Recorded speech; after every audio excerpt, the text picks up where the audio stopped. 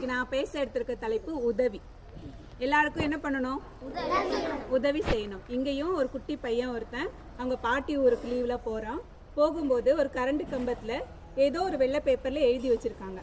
அதை படிக்கிறான். அதுல போட்டிருக்கு, நான் ஒரு 80 வயசான ஒரு பாட்டி, எனக்கு 2 கண்ணும் தெரியாது, நான் இந்த வழியா நடந்து போகும்போது என்னோட 50 ரூபாய் இங்கே தொலைஞ்சிருச்சு, யாராவது பார்த்தீங்கன்னா எடுத்துட்டு இந்த முகவரிக்கு கொடுங்கன்னு சொல்லி ஒரு முகவரியை எழுதி வச்சிருக்காங்க.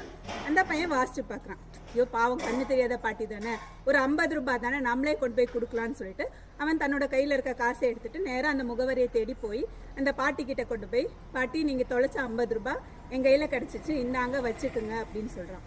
உடனே பாட்டி அதை வாங்கிட்டு சந்தோஷப்படுவாங்கன்னு பார்த்தா ஓன்னு அழ ஆரம்பிச்சிட்டாங்க. ஏன் எழுதிருப்பாங்க?